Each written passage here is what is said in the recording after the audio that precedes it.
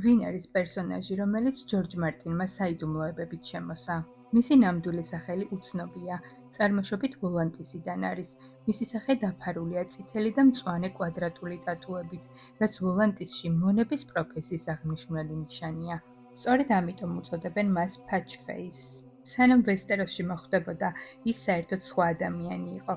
ლორდმა სტეფან ბარათეონმა წერილში დაწერა, რომ ბიჭი იყო საოცრად ჭკვიანი, 4 ენაზე მღეროდა, ხუმრობდა, ფოკუსებს აკეთებდა, გამოცანებს იგონებდა, ცოცავდა როგორც მაიმუნი.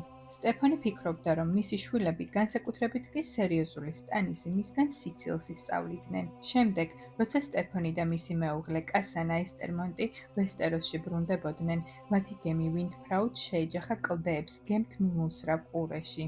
დაიღუპნენ სტეფანი, კასანა და 100-ზე მეტი მეზღვაური. ფაჩ-ფეისს კი 3 დღის შემდეგ ნაპირზე გამორიყული იპოვეს. ყველას მკვდარი ეგონა, თუმცა შემდეგ წყალი ამოახველა და გონს მოვიდა. რა მოხდა იმ 3 დღის განმავლობაში, ეს წიგნების ერთ-ერთი უდიდესი საიდუმლოა. დაბრუნების შემდეგ მისი სხეული ცივი იყო, კანი გაფერმკრთალებული ჰქონდა, კანკალებდა, გვერდულად დადიოდა, თითქმის არასდროს ჩერდებოდა. ვეღარავის ცნობდა, დაკარგული ჰქონდა მეხსიერება, ნორმალურად მეტყველების უნარიც. ის მღეროდა უცნაურ სიმღერებს, რომლებიც გაუგებრად ჟღერდა და ყველა სისულელედ მიაჩნდა, თუმცა მოვლენები ისე ვითარდებოდა, როგორც მის სიმღერებში. რა თქმა უნდა, მისი წინასწარმეტყველებები ბოლომდე გასაგები არასდროს ყოფილა, თუმცა რამდენიმე მისი ნამღერი ვფიქრობ ზედმიწევნით ახდა. მაგალითად, დრეკონსტოუნზე, როდესაც სტანისი პრეტენზიას აცხადებს რკინის ტახტზე, მოულოდნელად ფაჩ-ფეისი იწყებს სიმღერას. ჩრდილები მოდიან საცეკვაოდ, ჩემო ლორდო საცეკვაოდ, ჩემო ლორდო საცეკვაოდ.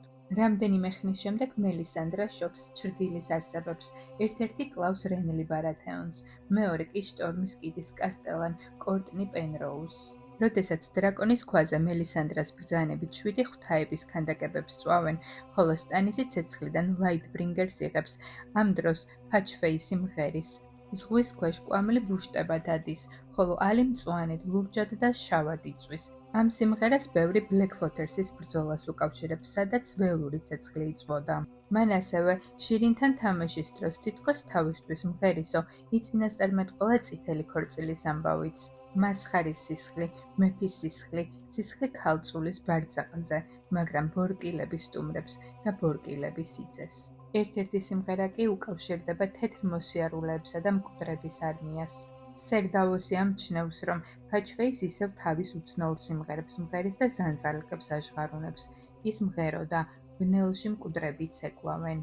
მღეროდა კიდევ ისეთ სიმღერებს, რომლებსაც ჯერ ვერ ვაკავშირებთ რომელიმე მოვლენასთან, ამიტომ არის საფუძვლიანი მოლოდინი, რომ The Wind of Winter-ში მას გაცილებით დიდი როლი ექნება. საინტერესოა, რომ მელისანდრას ფაჩ-ფეისის ეშინოდა, იმიტომ რომ მასში ხედავდა რაღაცას, რასაც ვერ ხსნიდა. მელისანდრა ჩვეულებრივი ადამიანი არ არის. ის თავად ფლობს წინასწარმეტყველების უნარს ცეცხლში ხედვის გზით. ის თვლის, რომ ფაჩ-ფეისს საფრთხეს წარმოადგენს. მელისანდრა ამბობს, ის არსება საშიშია, ბევრჯერ დამინახავს იგი ჩემს ცეცხლში. ზოგჯერ მის გარშემო თავის ქალებია, ხოლო მისი ტუჩები სისხლით არის წითელი. ზუსტად ვინ არის ფაჩ-ფეისი? წინასწარმეტყველი, ზღვის ღმერთის გავლენის ქვეშ მყოფი, ლედი სტოუნჰარტივით აღმდგარი მკვდარი თუ უბრალოდ ჯორჯ მარტინის ყველაზე დიდი საიდუმლო, რომელიც ჯერ გაურკვეველია.